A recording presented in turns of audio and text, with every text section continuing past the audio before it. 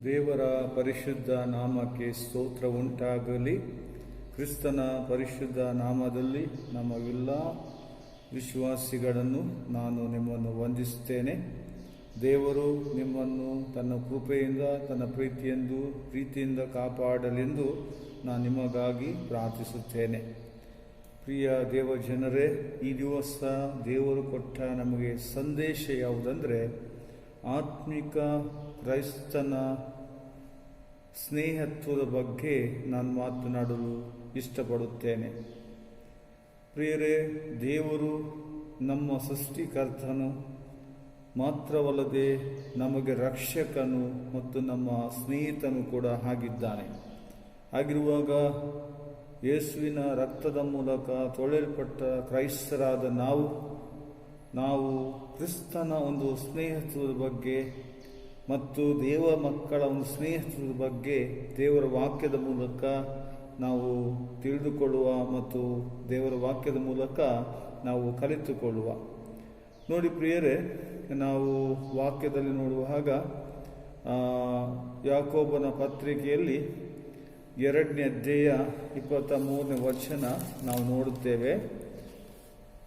ಹೀಗೆ ಅಬ್ರಾಮನು ದೇವರನ್ನು ನಂಬಿದನು, ಆ ನಂಬಿಕೆಯು ಅವನ ಲೆಕ್ಕಕ್ಕೆ ನೀತಿಯನ್ನು ಎನಿಸಲ್ಪಟ್ಟಿತು ಎಂಬ ಬರಹವು ಹೇಳುವಂತೆ ನೆರವೇರಿತು ಮತ್ತು ಅವನು ದೇವರ ಸ್ನೇಹಿತನೆಂದು ಕರೆಯಲ್ಪಟ್ಟನು. ನಾವು ನೋಡ್ತೇವೆ, ಅಬ್ರಾಮನು ದೇವರ ಸ್ನೇಹಿತನು. ಅದೇ ಪ್ರಕಾರ ದಾವೀದನು ಕೂಡ ದೇವರ ಸ್ನೇಹಿತನು, ಹಾಗೆ ಎಲಿಯನು ಕೂಡ ದೇವರ ಸ್ನೇಹಿತನು ಅಂತ ನಾವು ವಾಕ್ಯದಲ್ಲಿ ನಾವು ಅಧ್ಯಯನ ಮಾಡುವಾಗ ನಾವು ತಿಳಿದುಕೊಳ್ಳುತ್ತೇವೆ. ಈಗ ಈ ದಿವಸ ನಾನು ನಿಮ್ಮಲ್ಲಿ ಕೇಳುವ ಪ್ರಶ್ನೆ ಏನಂದರೆ, ನಿಮ್ಮ ಸ್ನೇಹಿತರು ಯಾರು? ಸರಿಯಾಗಿ ಅರ್ಥ ಮಾಡಿಕೊಳ್ಳಿ.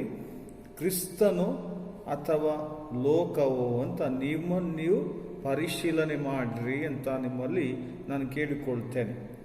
ಪ್ರಿಯರೇ, ನಮ್ಮ ಸ್ನೇಹಿತ ಕ್ರಿಸ್ತನು ಆಗಿರಬೇಕು. ಎರಡನೇದಾಗಿ, ನಮ್ಮ ಸ್ನೇಹಿತರು ನಮ್ಮ ಹೆಂಡತಿ ಮಕ್ಕಳು ಆಗಿರಬೇಕು. ಮೂರನೇದಾಗಿ, ನಮ್ಮ ಸ್ನೇಹಿತರು ದೇವ ಮಕ್ಕಳು ಆಗಿರಬೇಕು ಅಂತ ಈ ದಿವಸದ ವಾಕ್ಯದ ಭಾಗದಲ್ಲಿ ನಾವು ತಿಳಿದುಕೊಳ್ಳುವ. ದೇವರು ಈ ವಾಕ್ಯವನ್ನು ಆಶೀರ್ವಾದ ಮಾಡುವಂತೆ ಮತ್ತು ಪರಿಶುದ್ಧ ಆತ್ಮನು ನಮಗೆ ವಾಕ್ಯದ ಮೂಲಕ ಕೆಲವು ಆತ್ಮಿಕ ಸಂಗತಿಗಳನ್ನು ನಮಗೆ ಕಲಿಸುವಂತೆ ದೇವರ ಸಹಾಯಕ್ಕಾಗಿ ನಾನು ಪ್ರಾರ್ಥನೆ ಮಾಡುತ್ತೇನೆ. ಪ್ರಾರ್ಥಿಸುವ. ಪ್ರೀತಿ ಸ್ವರೂಪನಾದ ತಂದೆ ದೇವರೇ, ನಿನ್ನ ಪರಿಶುದ್ಧ ನಾಮಕ್ಕೆ ಸ್ತೋತ್ರ ಮಾಡುತ್ತೇನೆ. ತಂದೆ, ನಿನ್ನ ಮಹಾಕೃಪೆಯಿಂದ ನಮಗೆ ನಿತ್ಯ ಜೀವ ಕೊಟ್ಟಿದ್ದಿ. ಹೌದು ತಂದೆ, ನಿಮ್ಮ ಸ್ನೇಹದ ಬಗ್ಗೆ ನಾವು ವಾಕ್ಯದ ಮೂಲಕ ಕಲಿತೇವೆ. ಈ ದಿವಸ ಕರ್ತನೆ, ಆತ್ಮಿಕ ಕ್ರೈಸ್ತರ ಸ್ನೇಹದ ಬಗ್ಗೆ ನಮಗೆ ವಾಕ್ಯದ ಮೂಲಕ ಕಲಿಸಿಕೊಡು. ಪವಿತ್ರ ಆತ್ಮನೇ, ಪರಿಶುದ್ಧ ಆತ್ಮನೇ, ನಮಗೆ ಸ್ನೇಹಿತನೇ, ನಮಗೆ ಬೋಧಕನೇ, ಈ ವಾಕ್ಯದಲ್ಲಿರುವ ಸ್ನೇಹದ ಬಗ್ಗೆ ನಮಗೆ ತಿಳಿಸು, ನಮ್ಮನ್ನು ಎಚ್ಚರಿಸು, ನಮ್ಮನ್ನು ಬಲಪಡಿಸು. ಯೇಸುವಿನ ಪರಿಶುದ್ಧವಾದ ನಾಮದಲ್ಲಿ ಬೇಡಿಕೊಳ್ತೇನೆ, ಪರಿಶುದ್ಧ ದೇವರೇ, ಆಮೇನ್. ಕ್ರಿಸ್ತನಲ್ಲಿ ನನ್ನ ಪ್ರಿಯರೇ, ನಾವು ನೋಡ್ತೇವೆ. ಈಗ ಯಾಕೋಬನ ಪತ್ರಿಕೆ ನಾವು 2ನೇ ಅಧ್ಯಾಯ 23ನೇ ವಚನ ಓದಿದೆವು. ನೋಡಿ, ಅಬ್ರಾಮನು ದೇವರನ್ನು ನಂಬಿದನು. ನಮಗೆ ಗೊತ್ತುಂಟು ಅಬ್ರಾಮನ ಹಿನ್ನೆಲೆ ಏನಂತ. ಅಬ್ರಾಮನು ನಿಜವಾಗಿ ಅವನು ಯಹೂದ್ಯನಲ್ಲ, ಅವನೊಬ್ಬ ಅನ್ಯ ಕುಟುಂಬದಲ್ಲಿ ಹುಟ್ಟಿ ಬೆಳೆದ ಒಬ್ಬ ಮಗನು. ಹೌದು, ಅವನ ತಂದೆ ವಿಗ್ರಹ ಆರಾಧನೆ ಮಾಡ್ತಿದ್ದ. ವಿಗ್ರಹ ಆರಾಧನೆ ಒಂದು ಕುಟುಂಬದಿಂದ ಬಂದ ನಮ್ಮ ಪ್ರಿಯ ಅಬ್ರಾಮನು. ಆದರೆ ಅಬ್ರಾಮನಿಗೆ ದೇವರು ಕರೆಯುವಾಗ ಅಬ್ರಾಮನು ದೇವರ ಮಾತಿಗೆ ವಿಧೇಯನಾಗಿ ತನ್ನ ಸ್ವಂತ ದೇಶದಿಂದ, ತನ್ನ ಕುಟುಂಬದಿಂದ, ತನ್ನ ಸ್ನೇಹಿತರಿಂದ ಆತನು ಹೊರಗೆ ಬಂದದ್ದು ನಮಗೆಲ್ಲರಿಗೂ ಗೊತ್ತಿದೆ. ಯಾಕೆಂದರೆ ಆದಿಕಾಂಡದಲ್ಲಿ 12ನೇ ಅಧ್ಯಾಯದಲ್ಲಿ ನಾವು ಅದನ್ನು ತಿಳಿದುಕೊಳ್ಳುತ್ತೇವೆ. ಅದೇ ಪ್ರಕಾರ ಅಬ್ರಾಮನು ಮುಂದೆ ಆತನು ನೋಡಿ ದೇವರ ಸ್ನೇಹಿತನಾದನು ಅಂತ ನಾವು ನೋಡ್ತೇವೆ. ಅಬ್ರಾಮನು ನಂಬಿದನು. ನೋಡಿ, ಅಬ್ರಾಮನ ರಕ್ಷಣೆ ಆದದ್ದು ಅದು ಸುನ್ನತಿಯಿಂದ ಅಲ್ಲ, ಅದು ನಂಬಿಕೆ ಮೂಲಕ ಅಬ್ರಾಮನ ರಕ್ಷಣೆ ಆದಂತ ನಾವು ಬೈಬಲಲ್ಲಿ ನಾವು ನೋಡುತ್ತೇವೆ. ಅದೇ ಪ್ರಕಾರ ಈಗ ನಾವು ನೋಡುವಂಥದ್ದು, ಅದೇ ಪ್ರಕಾರ ದಾವೀದನು ಕೀರ್ತನೆ 23ರಲ್ಲಿ ದಾವೀದನ ಕೀರ್ತನೆ ನಾವು ನೋಡ್ತೇವೆ. ಎಲ್ಲರಿಗೆ ಬಾಯಿಪಾಠ ಬರುವಂಥ ಕೀರ್ತನೆ ಅದು. ದಾವೀದ ಹೇಳ್ತಾನೆ, ಕರ್ತನು ನನಗೆ ಕುರುಬನು, ನಾನು ಕೊರತೆ ಪಡೆನು, ಹಸಿರು ಗಾವಲನ್ನು ತಂಗುವಂತೆ ಮಾಡುತ್ತಾನೆ ಅಂತ ಭಕ್ತನಾದ ದಾವೀದನು ಹೇಳ್ತಾನೆ. ನೋಡಿ, ಅಲ್ಲಿ ದಾವೀದನಿಗೂ ಮತ್ತು ದೇವರಿಗಿರುವ ಒಂದು ಆತ್ಮಿಕ ಸಂಬಂಧ, ಒಂದು ಸ್ನೇಹತ್ವದ ಬಗ್ಗೆ ನಾವು ಕಾಣುತ್ತೇವೆ. ಸರಿಯಾಗಿ ತಿಳಿದುಕೊಳ್ಬೇಕು. ಅದೇ ಪ್ರಕಾರ ಎಲಿಯನ ಬಗ್ಗೆ ಕೂಡ ನಾವು ನೋಡ್ತೀವಿ. ಎಲಿಯನು ದೇವರು ಯಾವ ರೀತಿಯಲ್ಲಿ ದೇವರು ಉಪಯೋಗಿಸಿದ್ದಾನೆ ನಮಗೆ ಗೊತ್ತಿದೆ. ಹಾಗಿರುವಾಗ ಈ ದಿವಸ ಪ್ರಿಯರೇ, ಮೊದಲನೇದಾಗಿ ನಮ್ಮ ಸ್ನೇಹಿತನು ಯೇಸು ಆಗಿರಬೇಕು. ನಂತರ ಎರಡನೇ ಭಾಗದಲ್ಲಿ ನಾವು ನೋಡುವಂಥದ್ದು ನೋಡಿ, ನಮ್ಮ ಸ್ನೇಹತ್ವ ಅಂದರೆ ನಮ್ಮ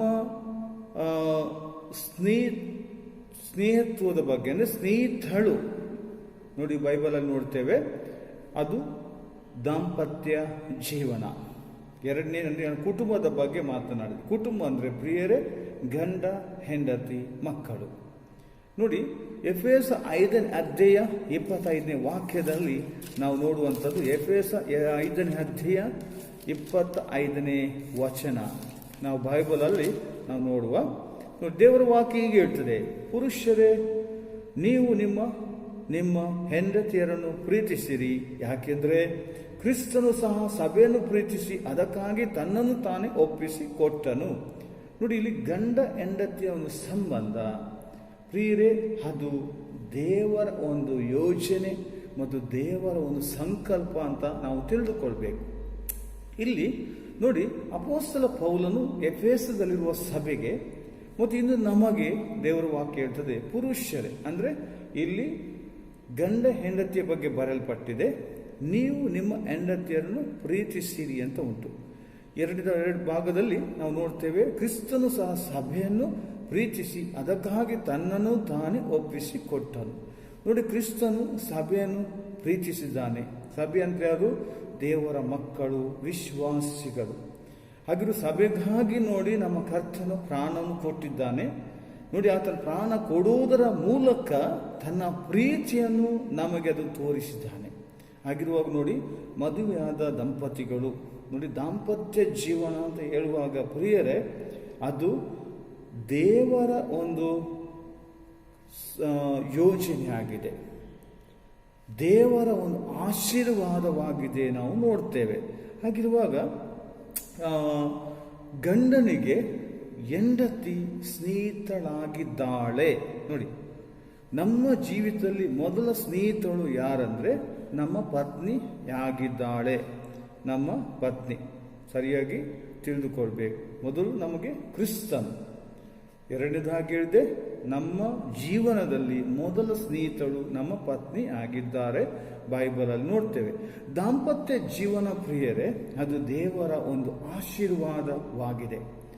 ದೇವರು ಒಬ್ಬಂಟಿಕರನ್ನು ಸಂಸಾರಿಕನಾಗಿ ಸೇರಿಸುವನಾಗಿದ್ದಾನೆ. ಇದು ಮನುಷ್ಯನ ಕಾರ್ಯ ಅಲ್ಲ, ಇದು ಎತ್ತವರ ಕೂಡ ಕ್ರಿಯೆ ಅಲ್ಲ. ದಾಂಪತ್ಯ ಜೀವನ ಅದು ತುಂಬ ಪವಿತ್ರವಾಗಿದೆ ಅಂತ ಬೈಬಲ್ ನಮಗೆ ಕಲಿಸುತ್ತದೆ. ದೇವರು ಮದುವೆಯನ್ನು ಗೌರವಿಸುತ್ತಾನೆ ಮತ್ತು ಇದು ದೇವರ ಒಂದು ಸಂಕಲ್ಪ ಆಗಿದೆ ಅಂತ ನಾವು ಬೈಬಲಲ್ಲಿ ಕಲಿತೇವೆ. ನೋಡಿ, ಮೊದಲ ಮದುವೆ ದೇವರು ಏದೇನ್ ತೋಟದಲ್ಲಿ ಮಾಡಿದ್ರು ಮತ್ತು ವಧುವರರನ್ನು ದೇವರು ಅಲ್ಲಿ ಆಶೀರ್ವಾದ ಮಾಡಿದ್ದು ನಾವು ಬೈಬಲಲ್ಲಿ ಕಾಣ್ತೇವೆ. ನಮಗೆ ಗೊತ್ತಿದೆ ಮನುಷ್ಯನ ಸೃಷ್ಟಿ ಹೇಗೆ ಆಯಿತು. ಮನುಷ್ಯನನ್ನು ದೇವರು ನೋಡಿ ಮಣ್ಣಿನಿಂದ ರೂಪಿಸಿ, ನೋಡಿ ಮಣ್ಣನ್ನು ಹದ ಮಾಡಿ ಮಣ್ಣಿಂದ ರೂಪಿಸಿ, ನೋಡಿ ಮಣ್ಣಿಂದ ಮಾಡಿದ ದೇಹಕ್ಕೆ ದೇವರು ತನ್ನ ಉಸಿರನ್ನು ಊದಿದ್ದನು. ಬೈಬಲ್ ನೋಡಿ, ಆಗ ಅವನು ಜೀವಾತ್ಮನಾದನು.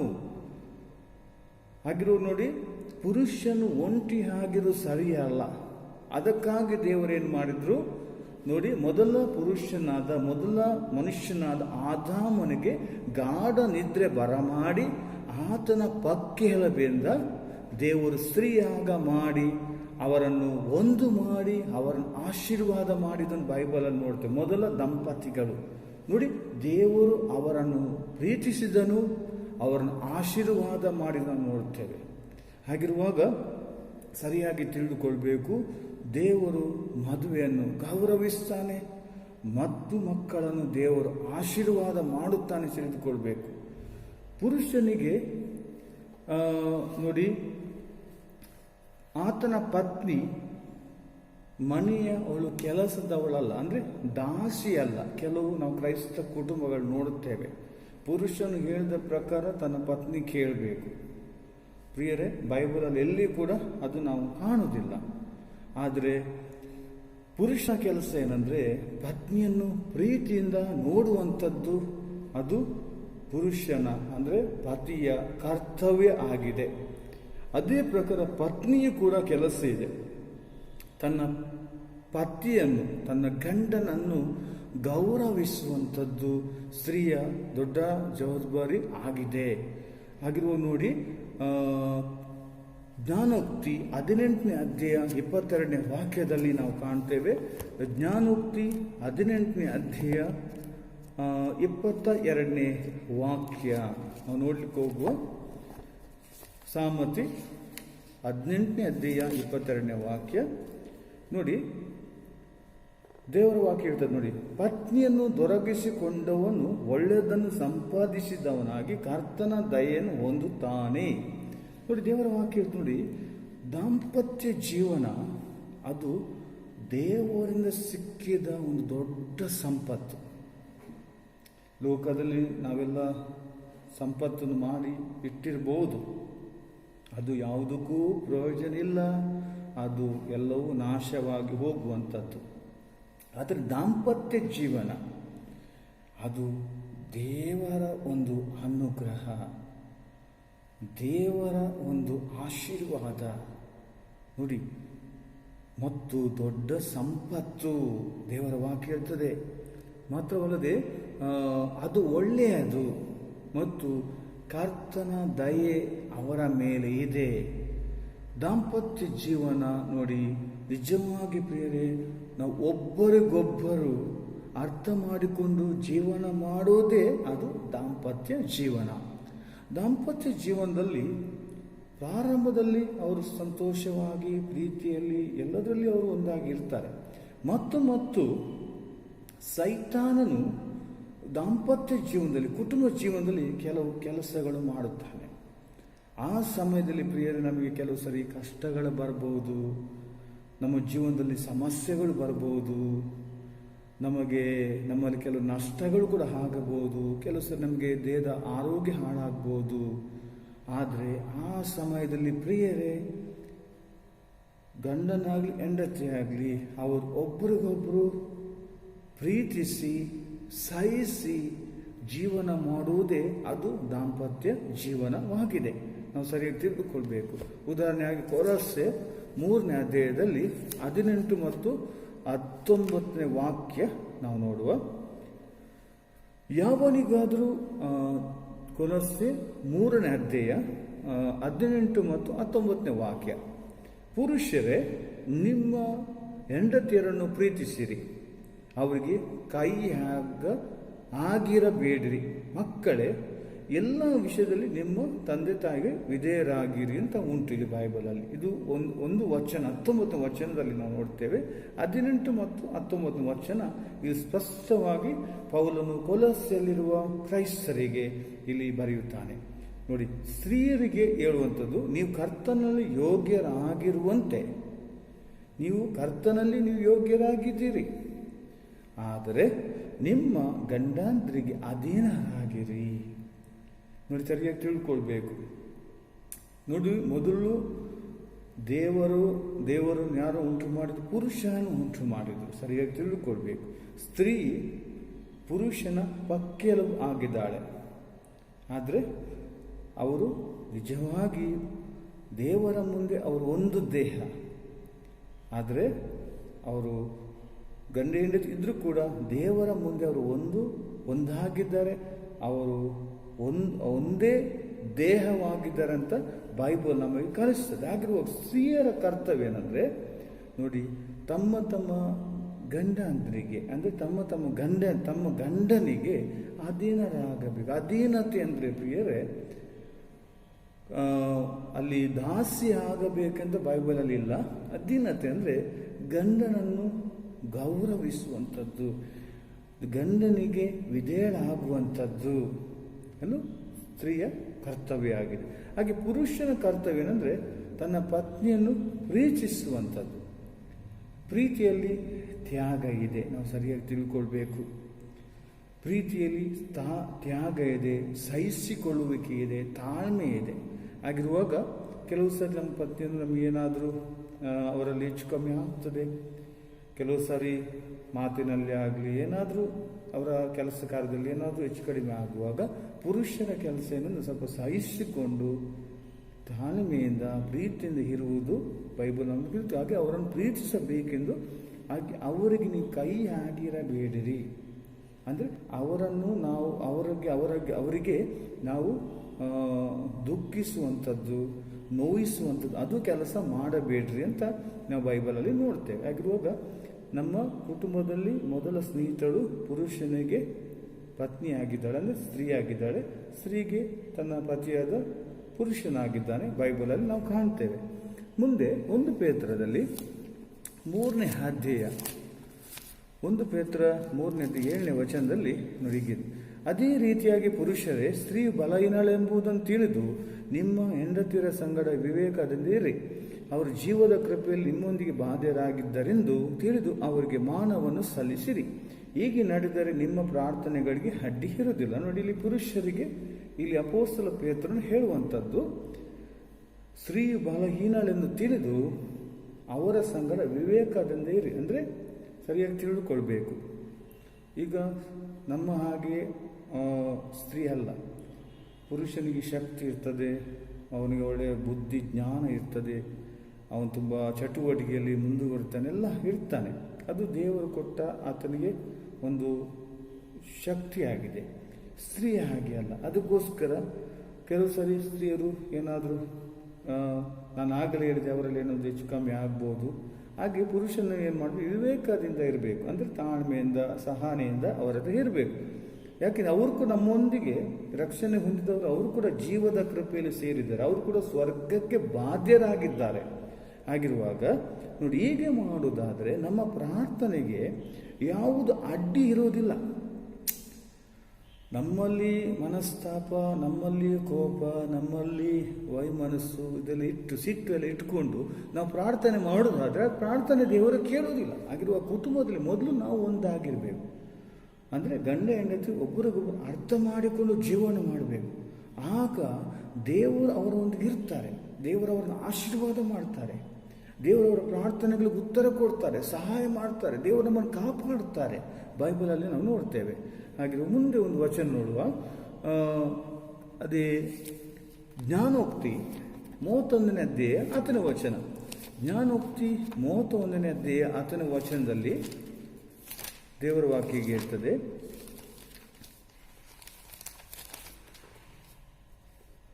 ಗುಣವತಿಯಾದ ಸ್ತ್ರೀಯನ್ನು ಯಾವನು ಕಂಡುಕೊಂಡನು, ಯಾಕೆಂದರೆ ಅವಳ ಕಾಯ ಅವಳಕ್ಕಿಂತಲೂ ಅಮೂಲ್ಯವೇ.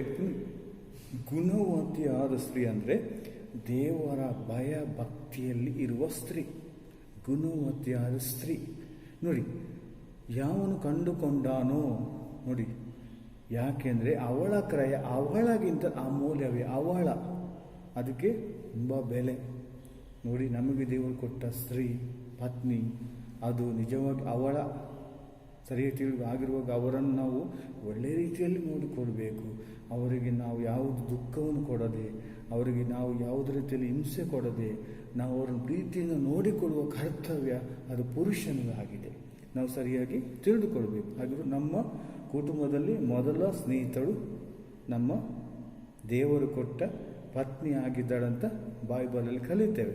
ಈಗ 2ನೇ ಭಾಗಕ್ಕೆ ನಾವು ನೋಡುವ, ಈಗ ನಮ್ಮ ಮಕ್ಕಳು ನಮಗೆ ಆತ್ಮೀಯ ಸ್ನೇಹಿತರು ಆಗಿದ್ದಾರೆ. ನಮ್ಮ ಮಕ್ಕಳು ದೇವರು ಕೊಟ್ಟ ನಮಗೆ ಮಕ್ಕಳು, ಗಂಡು ಆಗಿರ್ಬೋದು ಹೆಣ್ಣು ಆಗಿರ್ಬೋದು, ಅದು ದೇವರು ಕೊಟ್ಟ ಬಹುಮಾನ. ಬೈಬಲಲ್ಲಿ ನೋಡ್ತೇವೆ, ಮಕ್ಕಳು ದೇವರಿಂದ ಸಿಕ್ಕಿದ ಸ್ವಾಸ್ಥ್ಯ, ದೇವರ ಸಿಕ್ಕಿದ ಬಹುಮಾನ ದೇವರು ನಮಗೆ ಕೊಟ್ಟಿದ್ದಾನೆ. ಹಾಗಿರುವಾಗ ಎಫೆಸ 6ನೇ ಅಧ್ಯಾಯದಲ್ಲಿ ನೋಡಿ, ದೇವರ ವಾಕ್ಯ ಹೀಗೆ ಹೇಳ್ತದೆ, 1-4 ವಚನ. ಮಕ್ಕಳೇ, ನೀವು ಕರ್ತನಲ್ಲಿ ನಿಮ್ಮ ತಂದೆ ತಾಯಿಗಳಿಗೆ ವಿಧೇಯರಾಗಿರಿ, ಇದು ನ್ಯಾಯವಾದದ್ದು. ನಿನ್ನ ತಂದೆಯನ್ನು ತಾಯಿಯನ್ನು ಸನ್ಮಾನಿಸಬೇಕು, ಇದು ವಾಗ್ದಾನ ಸಹಿತವಾದ ಮೊದಲ ಆಜ್ಞೆಯಾಗಿದೆ. ನೋಡಿ, ಸನ್ಮಾನಿಸಿದರೆ ನಿನಗೆ ಮೇಲಾಗುವುದು, ನೀನು ಭೂಮಿಯ ಮೇಲೆ ಬಹುಕಾಲ ಬದುಕುವಿ. ತಂದೆಗಳೇ, ನಿಮ್ಮ ಮಕ್ಕಳಿಗೆ ಕೋಪನೆಬ್ಬಿಸದೆ ಕರ್ತನ ಶಿಕ್ಷೆಯಲ್ಲಿ ಉಪದೇಶದಲ್ಲಿ ಅವರನ್ನು ಬೆಳೆಸಿರಿ ಅಂತ ದೇವರ ವಾಕ್ಯ ಹೇಳ್ತದೆ. ನಮ್ಮ ಮಕ್ಕಳು ನಮಗೆ ಆತ್ಮೀಯ ಸ್ನೇಹಿತರು ಆಗಿದ್ದಾರೆ. ನೋಡಿ, ದೇವರು ಪೌಲನು ಎಫೆಸದಲ್ಲಿರುವ ಕ್ರೈಸ್ತರಿಗೆ ಹೇಳುವಂಥದ್ದು, ನೀವು ಕರ್ತನಿಗೆ ವಿಧೇಯರಾಗಿದ್ದೀರಿ, ಆದರೆ ನೀವು ತಂದೆ ತಾಯಿಗಳಿಗೆ ವಿಧೇಯರಾಗಿರಿ. ಇದು ಮಕ್ಕಳಿಗೆ ಅಲ್ಲಿ ಅಪೊಸ್ತಲ ಪೌಲನು ತಿಳಿಸ್ತಾನೆ, ಇದು ನ್ಯಾಯವಾಗಿದೆ. ಮತ್ತು ನಿನ್ನ ತಂದೆ ತಾಯಿ ಸನ್ಮಾನಿಸಬೇಕು, ಇದು ವಾಗ್ದಾನ ಸಹಿತ ಮೊದಲೇ ಆಜ್ಞೆ ಆಗಿದೆ. ನಾವು ವಿಮೋಚನ ಕಾಂಡ 20ನೇ ಅಧ್ಯಾಯದಲ್ಲಿ ನೋಡ್ತೇವೆ. ವಿಮೋಚನ ಕಾಂಡದ 12ನೇ ವಾಕ್ಯದಲ್ಲಿ ಬರೆಯಲ್ಪಟ್ಟಿದೆ, ನೀನು ತಂದೆ ತಾಯಿಗಳನ್ನು ಸನ್ಮಾನಿಸುವುದಾದರೆ ನಿನಗೆ ಅದು ಮೇಲಾಗುವುದು, ನೀನು ಬಹುಕಾಲವು ಬದುಕುವಿ ಅಂತ ಬೈಬಲಲ್ಲಿ ಉಂಟು. ನೋಡಿ, ಇಲ್ಲಿ ಕೂಡ ಪೌಲನು ಇಲ್ಲಿ ಹೇಳ್ತಾ ಇದ್ದಾನೆ. ಮತ್ತು ನೋಡಿ, ಇಲ್ಲಿ ತಂದೆಗಳಿಗೆ ಒಂದು ಎಚ್ಚರಿಕೆ, ತಂದೆಗಳೇ, ನಿಮ್ಮ ಮಕ್ಕಳಿಗೆ ಕೋಪವನ್ನು ಎಬ್ಬಿಸದೆ ಕರ್ತನ ಶಿಕ್ಷೆಯಲ್ಲಿಯೂ ಉಪದೇಶದಲ್ಲಿ ಅವರನ್ನು ಬೆಳೆಸಿರಿ.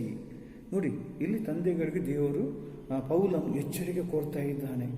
ನೋಡಿ, ಕರ್ತನ ಶಿಕ್ಷೆಯಲ್ಲಿ, ಕರ್ತನು ಜ್ಞಾನೋಕ್ತಿಯಲ್ಲಿ ನಾವು ಅಲ್ಲಿ ವಾಕ್ಯಗಳು ನೋಡ್ತೀವಿ, ಮುಂದೆ ನಾವು ನೋಡುವ, ಅಲ್ಲಿ ಕರ್ತನ ಶಿಕ್ಷೆಯಲ್ಲಿ ನಾವು ಅವರನ್ನು ಏನು ಮಾಡಬೇಕು, ಬೆಳೆಸಬೇಕು. ಕರ್ತನ ಶಿಕ್ಷೆ ಉಪದೇಶದಲ್ಲಿ ಬೆಳೆಸಿ, ಅಂದರೆ ದೇವರ ವಾಕ್ಯದ ಬಾಲ್ಯದಲ್ಲಿ ನಮ್ಮ ಮಕ್ಕಳನ್ನು ದೇವರ ವಾಕ್ಯದಲ್ಲಿ ಬೆಳೆಸಬೇಕು. ಅವರನ್ನು ಬೆಳೆಸುವಾಗ ನೋಡಿ, ಅವರು ಬೇರೆ ಯಾವುದು ಲೋಕದ ಸಂಗತಿಗಳಿಗೆ, ನೋಡಿ, ಪಾಪದ ಕಾರ್ಯಗಳಿಗೆ ಹೋಗುವುದಿಲ್ಲ. ಯಾಕೆಂದ್ರೆ ದೇವರು ಅವ್ರಿಗೆ ಬಿಡುವುದಿಲ್ಲ. ಆದರೂ ನಮ್ಮ ಮಕ್ಕಳು ತಪ್ಪು ಮಾಡುವುದಿಲ್ಲ, ಪಾಪ ಮಾಡುವುದಿಲ್ಲ ನಾನು ಹೇಳುವುದಿಲ್ಲ. ಆದರೆ ಅವರಿಗೆ ದೇವರ ಭಯ ಇರ್ತದೆ, ದೇವರವರನ್ನು ಕಾಪಾಡ್ತಾನೆ. ಬಾಲ್ಯದಲ್ಲಿ ನೋಡಿ, ನಾವು ಅವರಿಗೆ ದೇವರ ವಾಕ್ಯ ನೋಡಿ, ನಾವು ನಮ್ಮ ಮಕ್ಕಳಿಗೆ ಒಳ್ಳೆಯ ಉಚ್ಚ ಮಟ್ಟದ ಒಳ್ಳೆಯ ವಿದ್ಯಾಭ್ಯಾಸ ಕೊಡ್ತೇವೆ, ಒಳ್ಳೊಳ್ಳೆ ಶಾಲೆಗೆ ಹಾಕ್ತೇವೆ, ತುಂಬ ಫೀಸ್ಗಳನ್ನು ಕಟ್ತೇವೆ, ಒಳ್ಳೊಳ್ಳೆ ಕಾಲೇಜಿಗೆ ಹಾಕ್ತೇವೆ, ಎಲ್ಲ ಮಾಡ್ತೇವೆ. ಯಾಕೆ ನಮ್ಮ ಮಕ್ಕಳು ಒಳ್ಳೆಯವರಾಗಬೇಕು, ಅವ್ರಿಗೆ ಒಳ್ಳೆ ವೃತ್ತಿ ಸಿಗಬೇಕು, ಅವರು ಉತ್ತಮವಾದ ವೃತ್ತಿ ಒಳ್ಳೆಯ ಹಣ ಗಳಿಸಬೇಕು. ಹಾಗೆ ನಮ್ಮ ತಂದೆ ತಾಯಿಗಳ ಆಶೆ. ಅದಕ್ಕಿಂತ ದೇವರ ವಾಕ್ಯ ಹೇಳ್ತದೆ, ನಮ್ಮ ಮಕ್ಕಳನ್ನು ದೇವರ ವಾಕ್ಯದಲ್ಲಿ ಉಪದೇಶದಲ್ಲಿ ನಾವು ಬೆಳೆಸಬೇಕೆಂದು ಇಲ್ಲಿ ವಾಕ್ಯದಲ್ಲಿ ನಾವು ನೋಡ್ತೇವೆ. ನೋಡಿ, ಇದು ಮುಖ್ಯ, ಇದು ದೇವರ ಒಂದು ಆಜ್ಞೆ ಆಗಿದೆ. ಮತ್ತು ನಾವು ನೋಡ್ತೇವೆ, ಜ್ಞಾನೋಕ್ತಿ 19ನೇ ಅಧ್ಯಾಯ 18ನೇ ವಾಕ್ಯದಲ್ಲಿ ನೋಡಿ, ದೇವರ ವಾಕ್ಯ ಹೇಳ್ತದೆ, ಇನ್ನು ನಿರೀಕ್ಷೆ ಇರುವಾಗಲೇ ನಿನ್ನ ಮಗನನ್ನು ಶಿಕ್ಷಿಸು, ಮತ್ತು ನೀವು ಹಳೆ ಮನುಷ್ಯನನ್ನು ಅವನ ಕೃತ್ಯಗಳ ಕೂಡ ತೆಗೆದು ಹಾಕಿದ್ದೀರಲ್ಲವೇ, ಮತ್ತು ನೀವು ನೂತನ ಮನುಷ್ಯನನ್ನು ಧರಿಸಿಕೊಂಡವರಾಗಿದ್ದೀರಿ. ಅವನನ್ನು ಸೃಷ್ಟಿಸಿದಾತನ ಹೋಲಿಕೆಯ ಮೇರೆಗೆ ಜ್ಞಾನದಲ್ಲಿ ಅವನು ನೂತನವಾಗುತ್ತಾನೆ. ನೋಡಿ ಪ್ರಿಯರ, ದೇವರ ವಾಕ್ಯ ಹೇಳ್ತದೆ, ಕೋಪ, ಕ್ರೋಧ, ದ್ವೇಷ, ದೇವದೋಷ, ನಿಮ್ಮ ಬಾಯಿಂದ ಬರುವ ದುರ್ಭಾಷೆಗಳು, ಇದನ್ನು ನಿಮ್ಮಿಂದ ವಿಸರ್ಜಿಸಿ ಬಿಡ್ರಿ, ಇದನ್ನು ತೆಗೆದು ಬಿಡ್ರಿ. ಆಗಿರುವಾಗ ನೋಡಿ, ನೀವು ನೂತನ ಮನುಷ್ಯನ ಧರಿಸಿ, ನೂತನ ಮನುಷ್ಯ ಯಾರು? ಯೇಸುವನ್ನು ಧರಿಸಿಕೊಂಡಿದ್ದೀರಿ, ಪರಿಶುದ್ಧಾತ್ಮ ನಿಮ್ಮಲ್ಲಿದ್ದಾನೆ. ಆಗಿರುವಾಗ ನೋಡಿ, ನೀವು ಆತನ ಜ್ಞಾನದಲ್ಲಿ ಬೆಳೆಯಿರಿ ಅಂತ ಬೈಬಲಲ್ಲಿ ನಾವು ನೋಡ್ತೇವೆ. ಮುಂದಿನ ವಚನ ಪ್ರಿಯರೇ, ಕೊನೆಯದಾಗಿ ಹೇಳಿ ಮುಗಿಸ್ತೇನೆ. ಜ್ಞಾನೋಕ್ತಿ 29ನೇ ಅಧ್ಯಾಯದಲ್ಲಿ, ಜ್ಞಾನೋಕ್ತಿ 29ನೇ ಅಧ್ಯಾಯ 29ನೇ ಅಧ್ಯಾಯದಲ್ಲಿ ದೇವರ ವಾಕ್ಯ ಹೇಳ್ತದೆ, 22-23ನೇ ವಚನ ನೋಡಿ, ಮನುಷ್ಯನ ಗರ್ವವು ತನ್ನನ್ನು ಹೀನ ಸ್ಥಿತಿಗೆ ತರುತ್ತದೆ. ಮನುಷ್ಯನಲ್ಲಿರುವ ದರ್ಪ, ಮನುಷ್ಯನಲ್ಲಿರುವ ಹೆಮ್ಮೆ, ಮನುಷ್ಯನಲ್ಲಿರುವ ಗರ್ವ, ಅದು ಹೀನ ಸ್ಥಿತಿಗೆ ತರುತ್ತದೆ. ಅಂದರೆ ಕೆಳಗಿನ ಒಂದು ಸ್ಥಾನಕ್ಕೆ ತರುವಂಥದ್ದು, ನಾಚಿಕೆ ಪಡಿಸುವಂಥದ್ದು. ಆದರೆ ದೇವರ ವಾಕ್ಯ ಹೇಳ್ತದೆ ನೋಡಿ, ನೋಡಿ ವಾಕ್ಯದಲ್ಲಿ ಹೀಗೆ ನಾವು ನೋಡ್ತೇವೆ, 31ನೇ, ಹೌದು 29ನೇ ಅಧ್ಯಾಯ, ಹೌದು 22-23 ವಚನ. ಆತ್ಮದಲ್ಲಿ ದೀನರನ್ನು ಸನ್ಮಾನವು ಹೆಚ್ಚಿಸುತ್ತದೆ. ಆತ್ಮದಲ್ಲಿ ದೀನತೆಯಲ್ಲಿರುವವರಿಗೆ ಸನ್ಮಾನ, ಆಶೀರ್ವಾದ ಅಲ್ಲಿ ಇರ್ತದೆ. ದೇವರ ವಾಕ್ಯ ಇರ್ತದೆ ನೋಡಿ. ಮುಂದೆ ಅಲ್ಲಿ ವಚನ ಉಂಟು, ಕೋಪಿಷ್ಠನು ನೋಡಿ 22ನೇ ವಚನದಲ್ಲಿ, ಕೋಪಿಷ್ಠನು ಜಗಳ ನಿರ್ಮಿಸ್ತಾನೆ. ಕೋಪಿಷ್ಠನು ಏನು ಮಾಡ್ತಾನೆ? ಅವನು ಜಗಳ ನಿರ್ಮಿಸೋದೇ ಕೆಲಸ. ಮತ್ತು ರೋಷಗೊಂಡವನು ದೋಷದಲ್ಲಿ ತುಂಬಿರ್ತಾನೆ. ಆಗಿರುವಾಗ ಪ್ರಿಯರೇ, ಸರಿಯಾಗಿ ತಿಳಿದುಕೊಳ್ಳಿ, ನಮ್ಮಲ್ಲಿರುವ ಗರ್ವ ಅದು ನಮ್ಮನ್ನೇ ನಾಶಪಡಿಸುವಂಥದ್ದು. ಅದಕ್ಕಾಗಿ ಇಷ್ಟೆಲ್ಲ ದೇವರು ನಮಗೆ ವಾಕ್ಯವನ್ನು ಕೊಟ್ಟಿದ್ದಾನೆ. ಆತ್ಮಿಕ ಕ್ರೈಸ್ತನ ಒಂದು ಸ್ನೇಹದ ಬಗ್ಗೆ ನಾನು 5 ವಿಷಯ ನಿಮಗೆ ತಿಳಿಸಿ. ಒಂದು, ನಮ್ಮ ಆತ್ಮಿಕ ಸ್ನೇಹಿತ ಕ್ರಿಸ್ತನಾಗಿರಬೇಕು, ಲೋಕವಲ್ಲ. ಎರಡನೇದಾಗಿ ನಾನು ಹೇಳಿದೆ, ದಾಂಪತ್ಯ ಜೀವನದಲ್ಲಿ ಅದು ದೇವರ ಆಶೀರ್ವಾದ ಆಗಿರುವಾಗ ಗಂಡ ಹೆಂಡತಿ ಅವರು ಹೇಗಿರಬೇಕು, ಅವರ ಜವಾಬ್ದಾರಿಯನ್ನು, ಕರ್ತವ್ಯವನ್ನು ನಾನು ಹೇಳಿದ್ದೆ. ಹಾಗೆ ನಮ್ಮ ಗಂಡನಿಗೆ ತನ್ನ ಪತ್ನಿಯೇ ಸ್ನೇಹಿತಳು, ಪತ್ನಿಗೆ ತನ್ನ ಗಂಡನೇ ಏನಾಗಿದ್ದಾನೆ? ಸ್ನೇಹಿತನಾಗಿದ್ದಾನೆ. ಮುಂದೆ ನಾನು ನೋಡಿದೆ, ನಮ್ಮ ಮಕ್ಕಳು ನಮಗೆ ಸ್ನೇಹಿತರು ಆಗಿದ್ದಾರೆ. ಮತ್ತು ನಾನು ಹೇಳಿದೆ, ವಿಶ್ವಾಸಿಗಳು, ದೇವರ ಮಕ್ಕಳು, ದೇವಜನರು, ನಾವು ಒಬ್ಬರೊಬ್ಬರು ಸ್ನೇಹಿತರು ಆಗಿದ್ದೇವೆ. ಮುಂದೆ ನಾವು ಹೇಳಿದ್ದೇವೆ, ಮತ್ತು ವಿಶ್ವಾಸಿಗಳು ಕ್ಷಮಿಸುವುದರಲ್ಲಿ ಕೂಡ ಅವರು ಸ್ನೇಹಿತರಾಗಿದ್ದಾರೆ. ಮತ್ತು ನಾನು ಹೇಳಿದೆ, ವಿಶ್ವಾಸಿಗಳು ನೋಡಿ, ಅವರು ಕೋಪವನ್ನು ಹಂಚಿಕೊಳ್ಳದೆ, ಅವರು ದೀನತೆಯಲ್ಲಿ, ಅವರು ಎಲ್ಲದರಲ್ಲಿ ವಿನಯತೆಯಲ್ಲಿ ಇರುತ್ತಾರೆ ಅಂತ ನಿಮಗೆ ತಿಳಿಸಿದೆ. ಪ್ರಿಯರಿ, ವಾಕ್ಯ ನಾವು ಎಲ್ಲರೂ ನೀವು ವಾಕ್ಯವನ್ನು ಕೇಳಿರಿ ಮತ್ತು ದೇವರ ಆಶೀರ್ವಾದ ಹೊಂದಿರಿ. ನಾನು ಇಷ್ಟೆಲ್ಲ ನಿಮಗೆ ತಿಳಿಸುವ ವಿಷಯ ಯಾಕೆಂದರೆ, ಇದು ನನ್ನ ಒಳ್ಳೆತನಕ್ಕಾಗಿ ಮತ್ತು ನಿಮ್ಮ ಆತ್ಮೀಯ ಒಂದು ವೃದ್ಧಿಗಾಗಿ ನಾನು ಈ ಎಲ್ಲ ಬೈಬಲ್ನ ಅಧ್ಯಯನಗಳನ್ನು, ಸಂದೇಶಗಳನ್ನು ನಮಗೆ ಕೊಡ್ತಾ ಇದ್ದೇನೆ. ದಯವಿಟ್ಟು ನೀವೆಲ್ಲರೂ ನೋಡಿರಿ, ಅದು ನೀವು ಬೈಬಲನ್ನು ನೋಡಿರಿ, ಓದಿರಿ, ಗ್ರಹಿಸಿರಿ ಮತ್ತು ನಿಮ್ಮ ಜೀವನಕ್ಕೆ ಅದು ಅಳವಡಿಸಿಕೊಂಡು ನೀವು ಮುಂದೆ ಹೋಗುವುದಾದರೆ ದೇವರು ನಿಮ್ಮನ್ನು ಆಶೀರ್ವಾದ ಮಾಡ್ತಾನೆ, ದೇವರು ನಿಮ್ಮನ್ನು ಮೆಚ್ಚುತ್ತಾನೆ, ದೇವರು ನಿಮ್ಮ ಕೊರತೆಗಳನ್ನು ನೀಗಿಸ್ತಾನೆ, ದೇವರು ನಿಮಗೆ ಬೇಕಾದೆಲ್ಲ ಸಹಾಯವನ್ನು ಒದಗಿಸ್ತಾನೆ. ದೇವರು ನಿಮ್ಮನ್ನು ಆಶೀರ್ವಾದ ಮಾಡಲಿ, ದೇವರು ನಿಮ್ಮನ್ನು ತನ್ನ ಕೃಪೆಯಲ್ಲಿ ನಡೆಸಲೆಂದು ನಿಮಗಾಗಿ ನಾನು ಯಾವಾಗಲೂ ಪ್ರಾರ್ಥಿಸ್ತೇನೆ. ನನ್ನ ಪ್ರಿಯ ವಿಶ್ವಾಸಿಗಳೇ, ದೇವಜನರೇ, ದೇವರು ನಿಮ್ಮನ್ನು ಆಶೀರ್ವಾದ ಮಾಡಲಿ. ಆಮೇಲೆ